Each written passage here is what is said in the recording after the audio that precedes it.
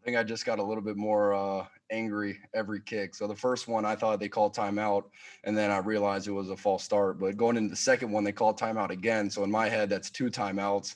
And then I think I even looked at the Chargers sideline because I was like, "Come on, man! I'm trying to finish this game and get back to Kansas City." So that third one, I felt like was my best kick. And I mean, to have two practice kicks before that is only going to help you. And I'm just really happy that we were able to stay through from the blocked extra point. We have a great field goal unit, James Winchester and Tommy holding the ball, and we were able to put it through. But that's stuff that we do in practice, and we were able to transfer it over to the game.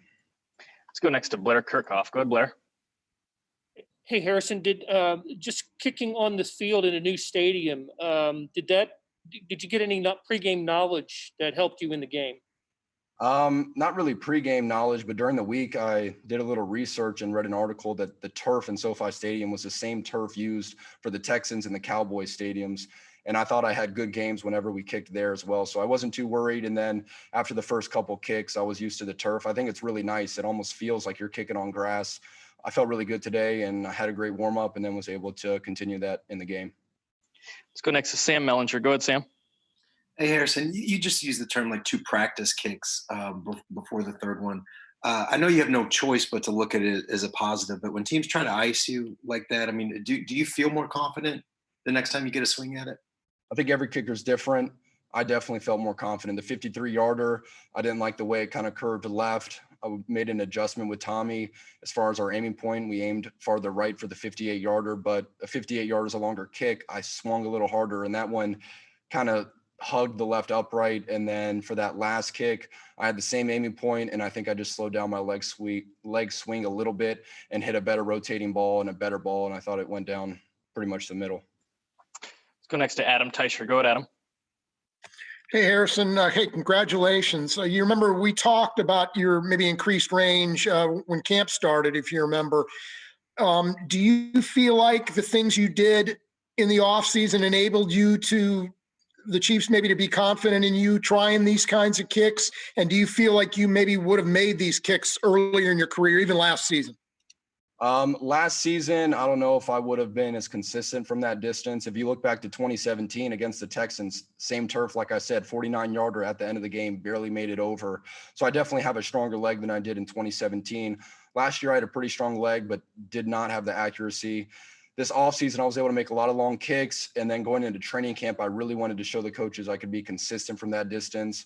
I thought I was in training camp, and then a day like today where you're indoors, basically no wind, I was able to hit from 67 before the game and 70 at halftime. Coach Tobe knew that, and he told Coach Reed that if we get to the 40-yard line, we'll be good. That'd be a 58-yarder, and I can just swing easy. I don't need to change anything.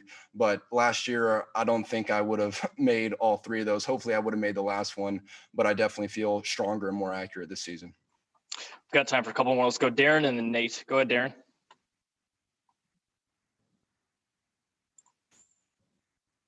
Darren, you got us? Okay, can you hear me now? Yep.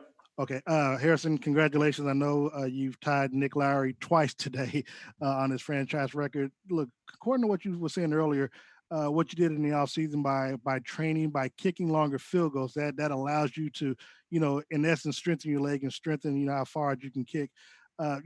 If you could have done it from further than 58, how much confidence did they have? And then also talk about the fact that you were able to tie the franchise record today twice.